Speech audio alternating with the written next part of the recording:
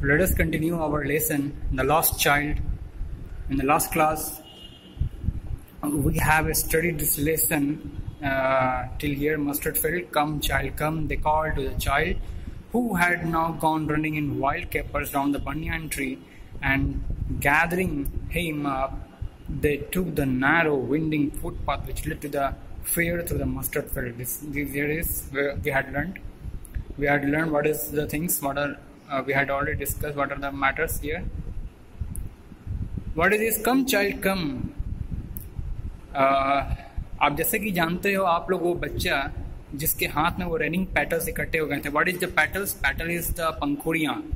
जैसे ही वो एंटर किया था उस जंगल में, वो बच्चा उस जंगल में जैसे ही एंटर किया, उस जंगल में जहाँ किसी तालाब के निकट एक कुआं था, एक वेल्स था. वेल्स के निकट तले उनके माता पिता बैठे हुए थे और पुकार रहे थे अपने बच्चे को, उस लड़के को. वो लड़का दौड़े दौड़े अपने माँ बाप की ओर पहुंच रहा था, और जैसे ही वो उस जंगल में एंटर किया, उसके ऊपर फूलों की बौछार होने लगी है. Shower of young flowers fell upon the child as he entered the grove. जैसे ही वो ग्रोव, उस वृक्ष, वहाँ वृक्ष, grove means that is shady forested area.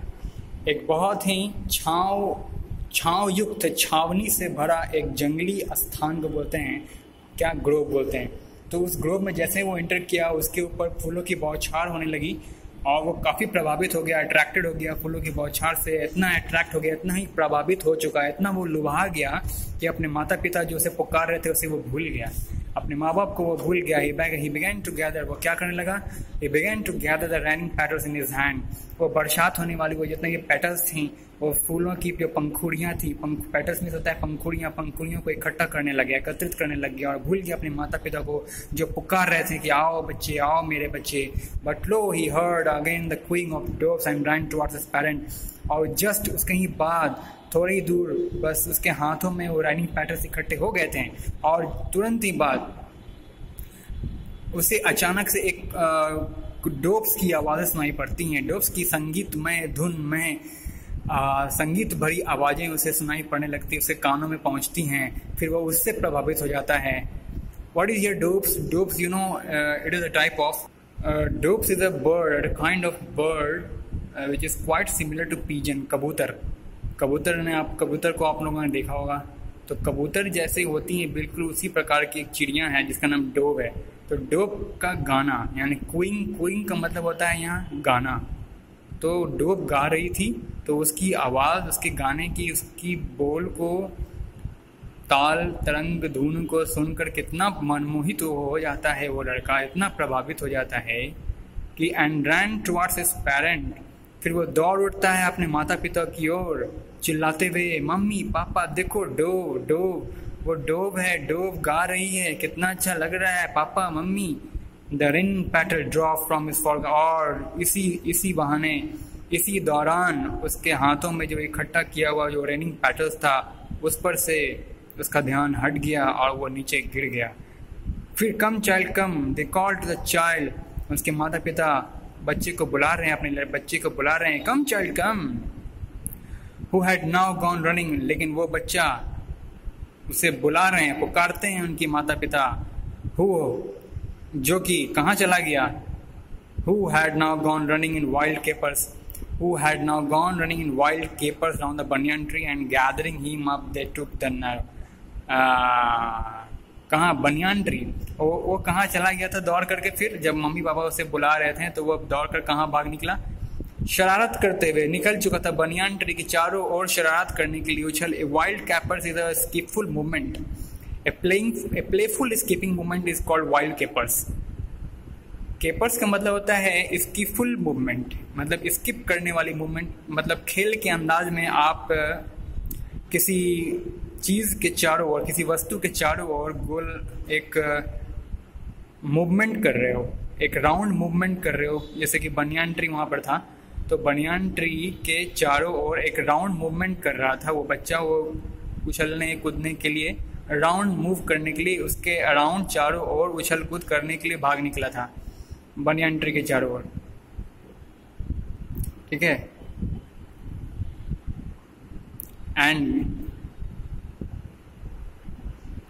And gathering him up, और वो सारा रेनिंग पेटल्स जो उसके हाथ से गिर चुका था उसे इकट्ठा कर दिया। मतलब उछलते कूदते नाचते कूदते स्किपफुल, मतलब स्किप करते हुए, जैसे कि आप मान लो कोई बनियान ट्री है, आप गए हो किसी जंगल में, बनियान ट्री के चारों ओर आप दौड़ लगा रहे हो, इसका एक चक्कर लगा रहे हो, तो कैसे स्किप करते हुए, मतलब कभी रुक गए, कभी फिर दौड़ने लगे, कभी उछलने लगे। बच्चे की तरह हरकतें आप देखे होंगे, बच्चे कैसे करते हैं। बच्चों का रवैया क्या होता है खेल कूद करते समय, कभी रुक जाते हैं, कभी खुद अचानक से कूदने लगते हैं, कभी दौड़ने लग जाते हैं, कभी फिर बैठ जाते हैं, कभी इकट्ठा कुछ करने लगते हैं, कभी कुछ कलेक्ट कर। उसी तरह से वो बच्चा भी, जो उसके हाथों से रनिंग पैटर्न्स छूट गए थे, जो बरसात से प्राप्त उसके हाथों में जो उसने कलेक्ट कर रखी थी, जो पंखुड़ियाँ उसने कलेक्ट कर रखी थी, वो उसके हाथों से छूट चुके थे। उसी को कलेक्ट करने के लिए एक कभी कभार बैठ जाता था, फिर अचानक से जंप मार के फिर दौड़ने लगा, फिर बैठ गया कलेक्ट करने के लिए। इस तरह से बनियान ट्री के चारों ओर वो अपना शरारतपूर्ण अंदाज में, मनोरंजन के पूरे अंदाज में वो राउंड लगाने लगा था।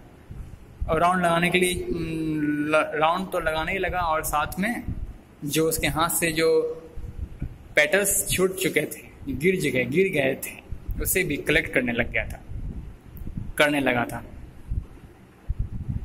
तो निकल गया gathering him up and gathering him up they took, और फिर माता पिता उसके वहाँ पहुँचते हैं और बच्चे को उठाते हैं। Him up they took the narrow winding, और कहाँ अपने बच्चे को गोद में उठाते हुए ले निकलते हैं कहाँ, वाइंडिंग फुटपाथ से। एक सकड़ी फुटपाथ है जो ट्विस्टिंग फुटपाथ है, मतलब सकड़ी मोड़दार फुटपाथ से होते हुए वो मस्टर्ड फील्ड होते हुए बीच में सरसों का वो बगान आता है, वही सरसों का बगान जहाँ पर पहली दफ़ा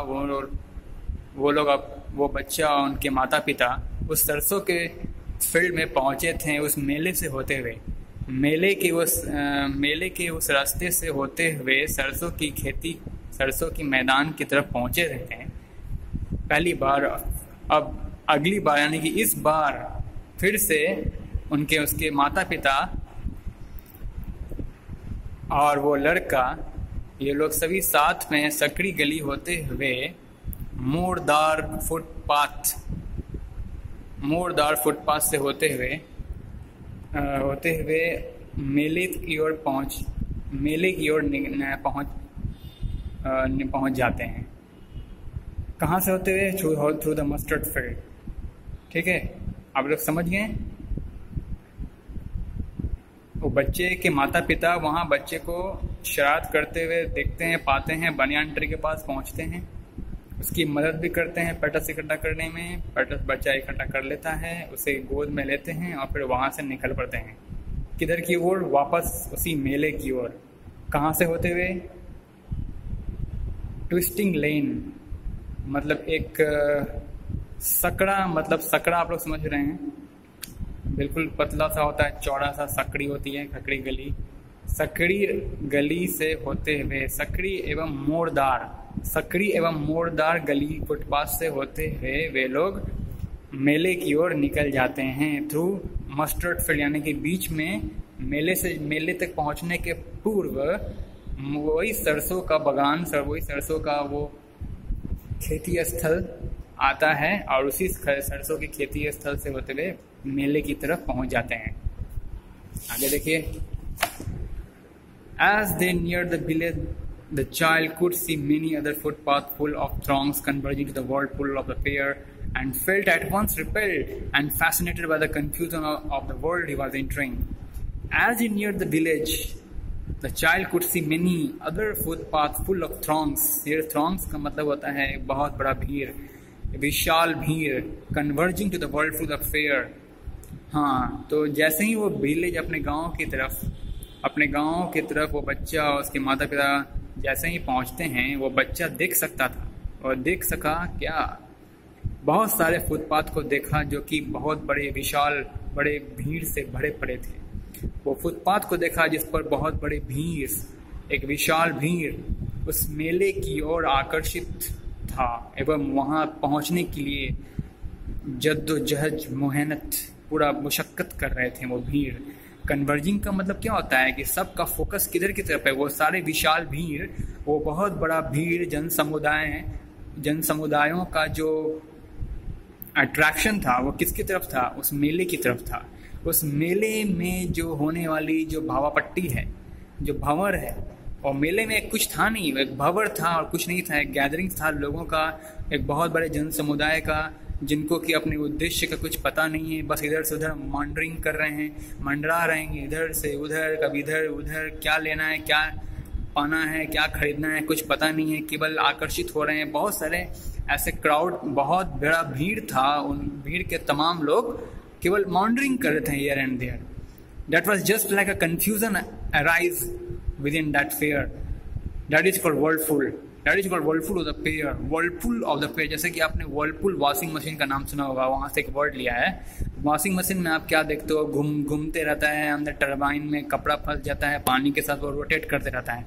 ठीक उसी प्रकार से उस मेले में जितना बड़ा वो जन समुदाय था, जितने बड़े लोग वहाँ, मानवता का जो वो झुंड था, वो लोग भी बस उद्देश्यहीन होकर के करना क्या है पता नहीं, क्या खरीदना है कुछ पता नहीं, बस घूमे जा रहे हैं।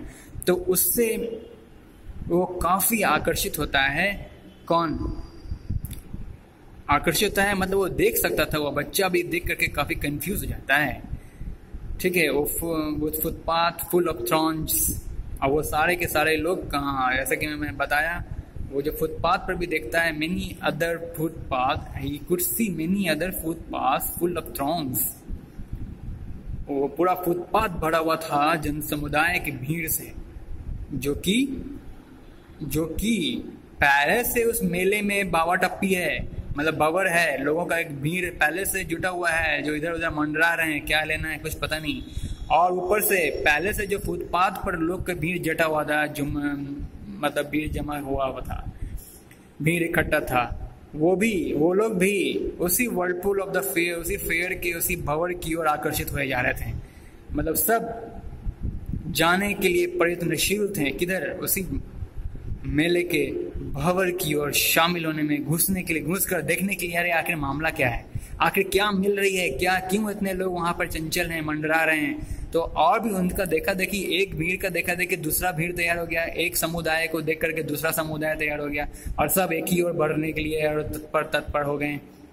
इस सब को वो निहार रहा था, अपने गांव के जब निकट पहुंचा वो बच्चा सबको निहार रहा था, and felt at once repelled, और एक बार फिर वो पीछे हट गया अपने मार्ग से, अपने आगे बढ़ने वाले मार्ग, जो अपने माँ बाप के साथ वो आगे बढ़ रहा था, एक बार फिर से उसे पीछे हटना पड़ा, फिर से वो रुक गया, और fascinated by the confusion of the world he was entering, और फिर फैसिनेट हो गया, मतलब मोहित हो जाना। फैसिनेटेड मतलब होता है मोहित हो जाना, अट्रैक्ट हो जाना। और फिर से the confusion of the world he was entering is, जिस वर्ल्ड में confusion of the world here means to refer, here refers like as the mind-boggling crowd in the fair. The mind-boggling crowd in a fair, you can say. जैसे कि दिमाग को झकझोर कर रख देने वाली मानवता का वो भीड़, वो बिल्कुल दिमाग को उलझा कर रख देने वाला भीड़ था। आखिर ये भीड़ किस चीज के लिए परेशान है, किस चीज के लिए व्याकुल है, ये बिल्कुल ही